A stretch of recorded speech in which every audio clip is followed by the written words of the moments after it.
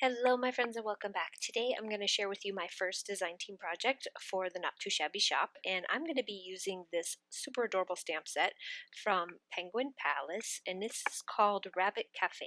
This is super cute and great for scene building, and well, I love my scene building. So my inspiration for the colors for this particular card are right there off to the side. I'm going to be using that real pretty teal and red, and I'm going to get started by coloring. I'm not going to leave all the coloring in because I feel like you guys aren't here to see me color. I'm just doing very simple, all based off of actually a picture that I found on Pinterest, which had this really beautiful 50s style, um, like a shopping scene, and all the colors were these here. So there was the browns and the reds and the teals, and I just thought it was absolutely gorgeous. And so I decided to use those colors for this particular card. So I'm just going to finish coloring everything up. And I am kind of swapping between Copics and Spectrum Noir. I did get the Tri-Blend, the 24 pack of Tri-Blend markers last year when I went to the Scrapbook Expo, so I have some of those, and I absolutely love those, by the way.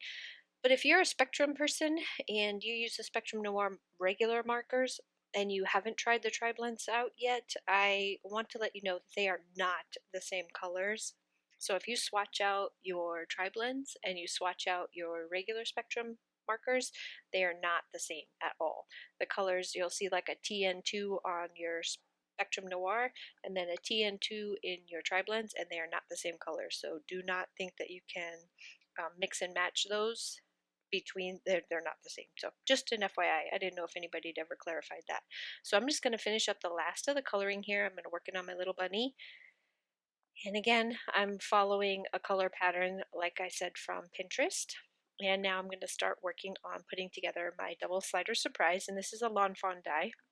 You've seen me do this before. I'm not going to go through the whole thing. I'm just going to kind of piece through it a little at a time so you can see my progress until we get to the actual putting together the card. And if you are new to this die and you don't have it yet, I'll leave links below to everything, but I would suggest going to the Lawn Fawn YouTube channel and watch Kelly do this because she is really good at explaining how to use her products, obviously. So I am not. I mess this stuff up all the time.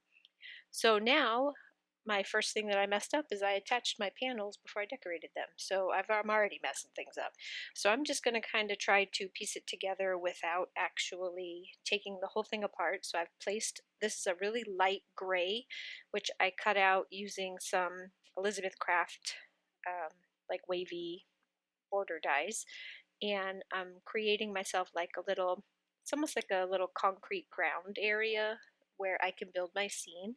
And so this is coffee themed, so I am making this a coffee themed gift card holder type card, and I wanted my scene to be basically your little coffee shop in the middle, and then this, like as if you went to Starbucks and you know the outside area where people sit and chat.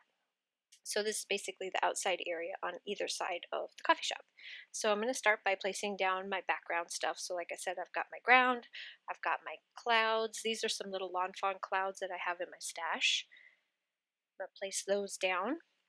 And now I'm going to start working on building my scene. Now I'm going to speed this up because this is literally just gluing stuff down and figuring out placement. But when you're making scene cards, first, before I even got to this part, I had already played with all of these to try to figure out where I thought everything would look best. And even in doing that, I still make a mistake. So you'll see towards the end that I still am going to put things, group them too close together because I forgot I needed to put a sentiment on the front of my card. So, but it's all works out fine in the end. You can see, obviously you saw from the first picture there that everything worked out just fine. So I'm just going to continue to glue down. And remember, when you're using your double slider type cards, you can't pop anything up on those panels because you need to slide them back and forth. But these layered up just fine. So, oh, and by the way, there is coordinating dies, I believe.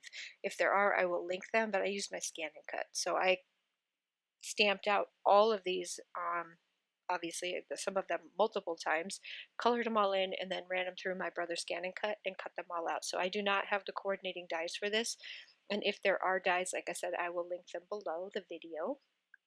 And now I'm just going to finish up the front of the card, which here I can pop things up.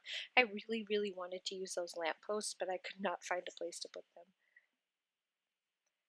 So here we have our girl here, and this is the wrong one. So I colored her up a couple times, and I actually wanted the one that's up there in the corner on top of the stamp set. So taking her off of there was fine, but I realized when I was putting them on there that I didn't leave myself any room for my sentiment. So that is what I'm going to do right now, and I'm just going to layer up the Stay Sweet right there in that corner, and then I'll kind of rearrange her. I'll get her off of there and move her over and actually change her to the one that I wanted, which is her, and then pop her up. And because she kind of covers that chair, it's okay. Now I'll put my Stay Sweet, and I'm going to use my pigment ink.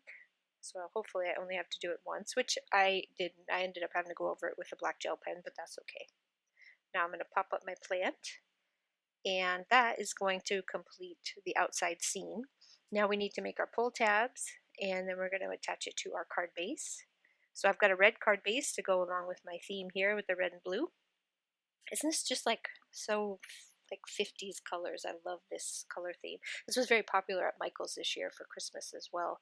And I actually took pictures of some of the things at Michael's that just like inspired me color-wise to do some of my projects.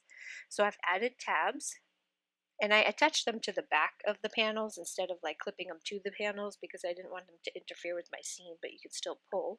And then here I'm showing you a little pocket. It is no big deal. I think it was a scrap that was left over from when I cut out some of my other pieces, and I just made sure that I could fit a gift card inside. And now I'm going to use just a tiny little piece of tape at the bottom just so that my gift card doesn't fall out. And then tape these sides down. This is a simple pocket. I think it's like a 3¼ by 2" pocket. And then I have ½ inch on either side.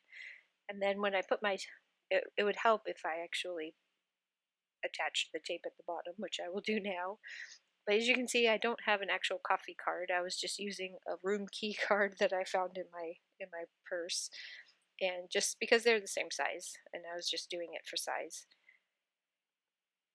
Now I'm going to decorate my pocket on the inside. So you get like this super cute scene on the outside, and then you open it up and you get a gift card and a little scene on the inside as well. Since I cut and colored so many images, because I was having so much fun with this set that yeah, I had so much left over I could do the inside as well. So he's going to be giving her a cupcake. Again, I really wanted to use those lampposts, but I just couldn't make them work. I have a couple plants, so I'll put one on either side of the Beautiful Day, and that is going to complete my double slider surprise using the Penguin Palace Rabbit Cafe. And if you're not familiar with their stamps, go check them out over at the Not Too Shabby shop, because she's got quite a few of them, and they're all kind of the same like this, where you can build gorgeous scenes.